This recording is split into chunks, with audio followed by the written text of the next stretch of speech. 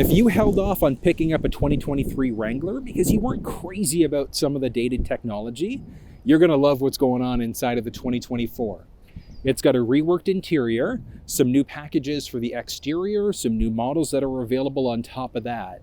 If you're looking for tech-specific walkthroughs, like you want to know how to use the steering wheel cluster, the media screen, things like that, you'll find those down in the description of this video. But let's unpack this thing, because this is pretty nice. Now, the one in behind me here is the Sahara trim level, and it has most of the available packages that you can find inside of it. Convenience package, trailer tow, safety, and a few others. The Sahara trim, you're strictly looking at a 4-door, versus you look at some of the other trims, you're going to have that 2 or 4-door option. But honestly, it's rare that I see a 2-door Jeep, but it's ultimately a matter of preference. Like, do you want more space for the cargo area and for the second row, or do you want that shorter wheelbase? There are a few options for steps right from the factory. So a few different tubulars, you've got rock sliders on top of that if your plan is to take this thing off-road. You're going to find a few different types of fender flares right from the factory. So whether it's going to be black or body color, going to depend on which trim level of the vehicle that you're in. And then the overall height of the fender flare is also going to depend on which packages you've added on. Because you look at that beefy XTREME 35-inch package, and you've got 35-inch rubber available, but the vehicle's going to sit higher overall too. Outside of the 35-inch tires you're going to find in the XTREME 35 pack, there are a few other key benefits. So it's going to change up the complete dynamics of the ride itself. It's going to tweak the rear axle ratio. It's going to give you a max ground clearance of 12 inches, and it's also going to give you max water fording of 34 inches. It's pretty impressive. So if your plan is to take this thing off-road on trails where you might encounter water, 34-inch max water fording before you do anything aftermarket is pretty respectable. On top of that, there is the option for factory beadlock capable wheels. Not the full system, it's beadlock capable, so you still need to get the attachments aftermarket. But if you're going to be airing your tires down, that beadlock system is amazing. So if your plan is to take this thing off-road, you might want to look at that as an option. Now, the wheels inside of this thing are going to vary depending on which model that you're in as well. But generally, you're going to find the same size, just slightly different wheel styles. So inside of the Sahara, there are 2 different styles that are available, both 18-inch wheels, but I gotta say, it's kind of nice. And there's like a little Jeep logo right in the middle there as well, which looks kind of sharp. You've got the option for electronic locking differentials as well for both the front and the rear. And I did mention the underbody protection that you're going to find available on top of that. Now, one unique thing that is available inside of this thing too is going to be a heavy-duty full float rear axle.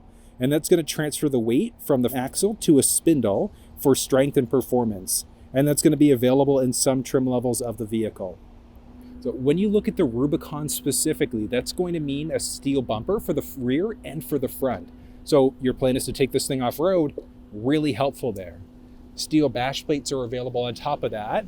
And then one cool thing that came for the 2024 model is there's also the option for a winch right from the factory. So factory installed, and it's got capabilities to be able to pull up to 8,000 pounds. So you're going off-road, you get stuck or you need to pull somebody out, 8,000 pounds is pretty damn impressive. In some of the lower trims of the Wrangler, you're going to find halogen headlamps standard. But there is the option for the LED lighting group. But that LED lighting group is also going to be standard in some of the higher trims. So Sahara, we are looking at the LED lights that are available there. And then there's also an added package to get the front-facing camera. So getting underneath the hood of the Wrangler is also straightforward. So along the left side, right side, and then lifting up, this thing actually has a little safety latch on top of that. So all you're going to do, off to the side, lift up, and you've got this, the 2-liter turbocharged engine. And you're going to find a few different engine choices that are available inside of the Wrangler. So it's either going to be the 3.6-liter Pentastar, which is a 6-speed manual. You've got the 2-liter turbocharged, which is an 8-speed automatic. There's the 6.4-liter Hemi V8, which is strictly going to be available in the Rubicon 392. And then you've also got the 2-liter for the plug-in. It's pretty cool because that's going to give you 21-mile range. It's about 34-ish kilometers when you look at the 4xe version of the Wrangler. It's pretty impressive. But this 2-liter turbo is also pretty capable. Like 270 horsepower and 295 pound-feet of torque, which is pretty damn impressive. But I mean, if you're more gas conscious, the 4xe is pretty neat because you've got an electric only mode and a few other options that are available too. You've got easy access to the battery, easy access to change your fluids, change your oil as well. And you want to make sure that you're at least regularly changing your oil, but also regularly maintaining this thing as well. I mean, you're spending $50, $80, $100,000 on a car. You might want to make sure that you're maintaining the manufacturer's warranty, but also getting the best possible life out of your ride. Just kind of makes sense. Filling up fuel inside of the Wrangler is also straightforward, so along the driver's side, and you've got a capped system with the option of doing something aftermarket for a locked system instead. So that's ultimately going to come down to a matter of preference. So you're worried about fuel theft? Yes, no, etc. There are options that are out there. But looking at fuel quality, regular 87 gas is all you need to use for the majority of the engines. So the 2-liter turbo, the 2-liter plug-in, or the 3.6-liter Pentastar. When you look at the 6.4 Hemi, that's when you're using a 91 octane. But outside of that, minimum manufacturer's recommendation, just regular 87. The back end of the Wrangler is pretty much unchanged from the 23 to the 24 model. So a few things to point out, little tow hook along the back. When you get the safety package, you're also going to find the reverse sensing system. That sensing system's not standard across the Wrangler lineup. You have to get it in pretty much every trim level of the vehicle as an add-on package. You will always find the backup camera though, and that's a North American safety standard. Now, one other thing, this one also has the available tow package you're going to find right from the factory. Big benefit, you've got your 4 and 7-pin provisions. On top of that, this thing's got a little cover for the actual receiver itself. So you still do need to get the ball joint if you are planning on towing. But if you're doing like a bike rack carrier and things like that, you can easily install it there. Looking at towing capacity inside of this thing. Inside of the 2-door, you're maxing out at 2,000 pound towing. In the 4-door, it's between 3,500 and 5,000 pound towing, just depending on how you have the rest of this thing configured. Nice. Oh, interesting. There is a little highlight there. That's really neat. So 2-door, 4-door with all of the dimensions and even the max water fording depths. Amazing. You're always going to find the rear wiper there on top of that. And then you've got this, and it's pretty plain. There's not too much back here. Now, the features that you get back here are going to depend on which model of the vehicle that you're in. So because this one has one of the added packages, it's got the upgraded Alpine audio system, which means that you're looking at a 9-speaker system with the woofer in the back. So you've got the Alpine woofer off to the right-hand side. Nothing really off to the left. There's a 12-volt power point back there. There's a little thing that we can lift up, and that's going to give us a little bit of storage space. And then there's also another section along the side, so you can open up an individual tab, and that's going to show you your jack stand. So if you do want to change the tire yourself, if you've accidentally popped something while you're off-road, you've got the flexibility because you've got the full-size spare that's mounted on the back on top of that. But this is nice. Now, folding down the second row seats, I'm 6 feet tall, so I can reach it through the back there. But if you wanted to do it from the second row, you could. There are 2 individual ones that you can lift. So the first one, you can just lower the headrest by itself if you wanted to. But there's a second one that's going to fold the headrest and then also let you lower the seat. And it's a 60-40 split. So it's a 40% on the driver's side and 60% on the passenger side. So folding down one side or the other, easy enough. But I mean, it actually opens it up quite a little bit. And it gives you quite a bit of space. And the measurements that I use inside of my videos, they're all done as if you're going from where the door is going to shut to where the armrest is in the first row. Because you're going to get a little bit more space plus or minus depending on how tall you are and how far you have the driver passenger side slid forwards or backwards. Taking a peek along the driver's side door, there's the availability for the blind spot monitoring system in one of the safety packages. So that's going to highlight orange if somebody's entered the blind spot on either side of the vehicle. There's also heated side view mirrors. On the outside there, you could push if you wanted to lock the door, or just slide your hand in order to be able to unlock. But it's very basic along the doors of the Wrangler, and that's because these things are fully removable. So you could easily remove them if you want to. But I mean, the basics here, handle, side view mirror control, unlock and lock button, and then a little bit of door storage, and that's the same for the passenger side as well. On the inside, You've got a series of switches to figure out what's going on with your running lamps. I honestly always just recommend to keep it in the auto mode. And then you've got a button to turn your fog lamps on or off, adjust the brightness of the cluster screen, as well as the new multimedia screen. The steering wheel inside of the Wrangler is always going to be a manual telescoping. And then you've got the available leather seats, which look really sharp. I'll get to the comfort in a second, but just along the side, this one is power seats. So you've got 4-way lumbar support. Move the seat forwards, backwards, lift it up or lower it. And then you can also adjust your backrest there on top of that very simply. It's good. I like that you've got the step here though. Nice tubular step available from the factory, or you can get a rock slider on top of that. I think these are useful. I mean, like I'm 6 feet tall, I can easily get in, but you've got a handle if you need it. This is nice. 2-way adjustable headrest. Yeah, so we can go up with the headrest. Can't go forwards or backwards with it, but still, the 2-way adjustable is still pretty solid. And there are a few different types of seats that you're going to find inside of the Wrangler. So it's either going to be a cloth seat or this leather seat available as an option. And then when you get into the Rubicon 392, it's got a new red seat for the 2024 model year, which looks pretty sharp. Steering wheel inside of this thing is really nice. I love the little orange highlight stitching that you're going to find all the way throughout the wheel. But this is great.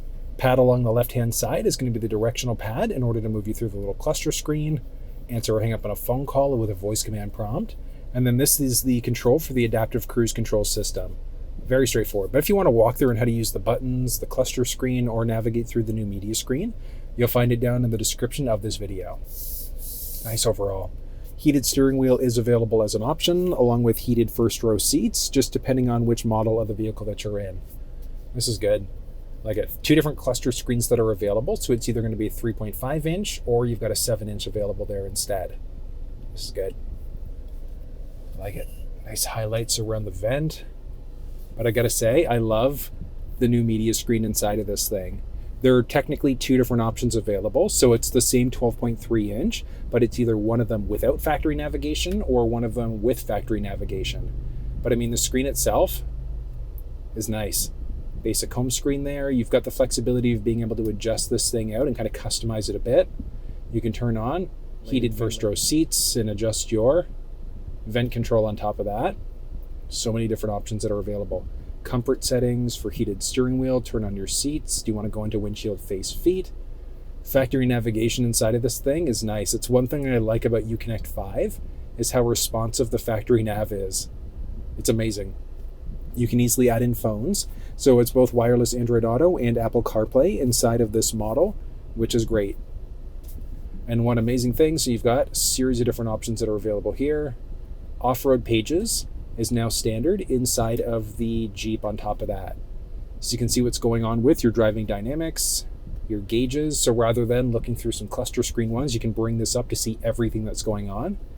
And like one thing that I love about this screen, so Jeep is now able to call it like best in class, which I think is hilarious. So obviously the big competitor to the Wrangler is the Ford Bronco, and the Bronco is going to max out at a 12-inch infotainment. So Jeep is a 12.3 inch. So they've got that like 0.3 inch difference, and that difference matters, but it's best in class. And honestly, I love the screen itself. Front-facing camera is available there. So if you're taking this thing off-road, you can see what's going on in front of you, or you can see what's going on behind you there instead. I mean, obviously, if you didn't have the front-facing camera, that just wouldn't be available there as an option. And then a series of different options that are available. So different things for media, so AM, FM, Sirius XM. If you had a USB stick with MP3s, that would be available as an option. But one amazing thing is there are so many different other media options available. So like your old school 3.5mm jack, a few USB ports there too. This screen, really, really great job on Jeep's part to do this. It's great. You are going to be push button start across the entire vehicle lineup. Got a volume rocker, all of your basic climate control settings. So you've got your base settings there, or you can kind of push as you go through this way instead. So you've got a few different ways you can adjust it. It's either these hot buttons or right through the screen instead. Just what's going on with your fan speed.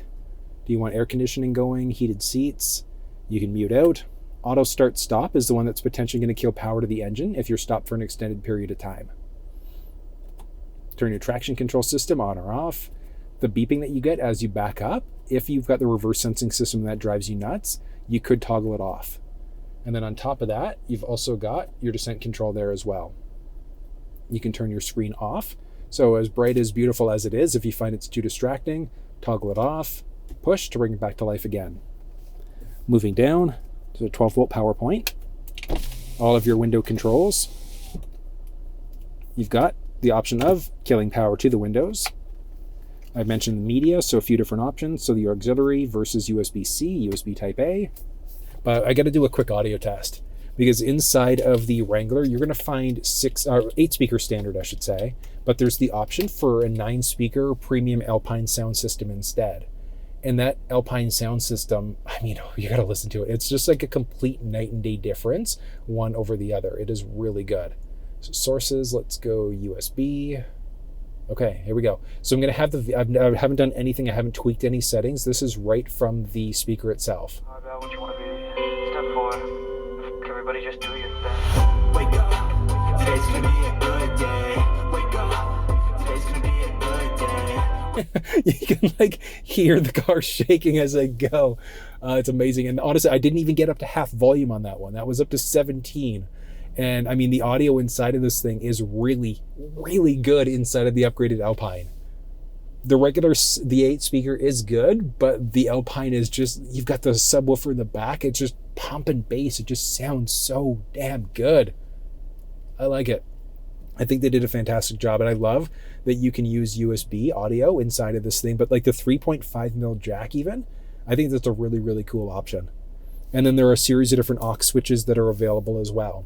And then obviously big benefit to the aux switches is that if you're wiring things up, so whether it's a dash cam or lights and things like that, you've got a few options available right from the factory. And I mean, it's built in so nicely.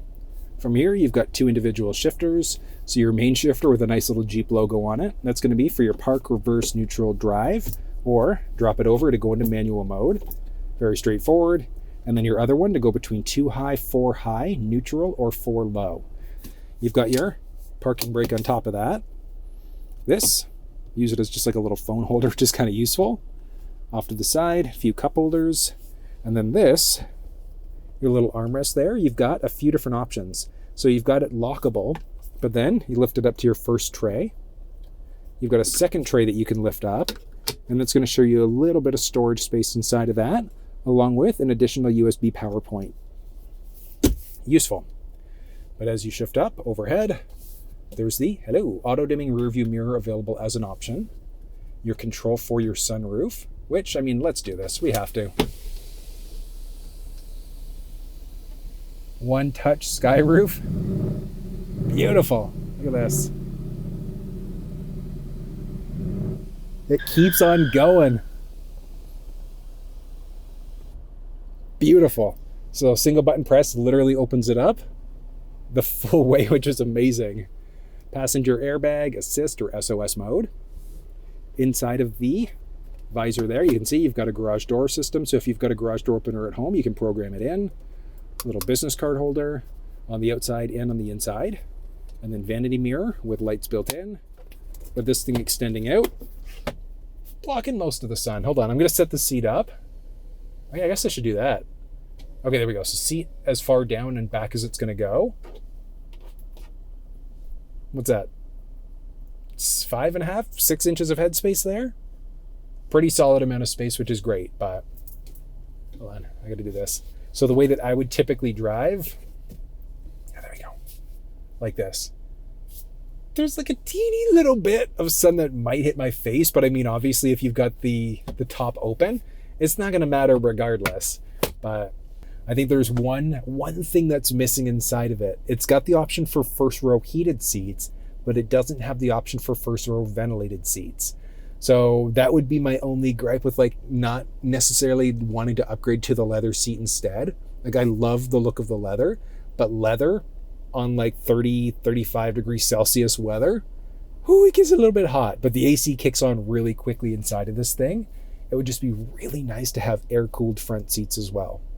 With me being, so I'm 6 feet tall, and like with myself being set up the way that I would normally drive this thing, it's comfortable, and I've got a boatload of space, like a great amount of foot space, leg space, head space inside of this thing. And then even looking at it, so with the seat set up this way, Second row, I've got a great amount of knee space, great amount of foot space, and up overhead with me sitting fully upright. Same thing as I saw in the front, like 5-ish, almost 6 inches of headspace there. So taller people, you are not going to have an issue fitting into the second row of the Wrangler whatsoever. Now the seats in the Wrangler though are fully locked in place, so you can't recline them, you can't slide them forwards and backwards. It is what it is back here. But what it is still pretty dang nice. Now with me, like I've got slightly wider shoulders, but you could fit 3 adults back here. It's just that if they're a little bit bigger, it's going to be a little bit tight. But if you've got kids, anchor points and tether points are there on top of that, which is great. And like there's not really much like feature-wise back here. You've got a few speakers up overhead, a few cup holders back here too. So you've got, 2 cup holders, which is kind of nice. A little light right along the very back and the top there as well. There are some pockets though. So that same kind of like mesh pocket is along the passenger side door. And you're going to find that behind the first row seat on the driver and on the passenger side too, which is kind of nice. And then outside of that, just behind the armrest in the first row, there are a few controls for your basic vent. So there's no actual control for how cold it is back here. So it's whatever the driver's side's set to. But you've got your 2 individual vents back here. You've got controls for the side window, for the second row windows back here. And then a boatload of USB power points. So there are 2 more USB Type-C and 2 USB Type-A back here. And then there's also a 150 watt wall plug. So your regular outlet, which as I mentioned, 150 watts. You can plug in a boatload of stuff back here. Like it's actually kind of crazy because you've got 4 USB power points back here, 2 in the front and then 1 in the armrest. It's pretty impressive.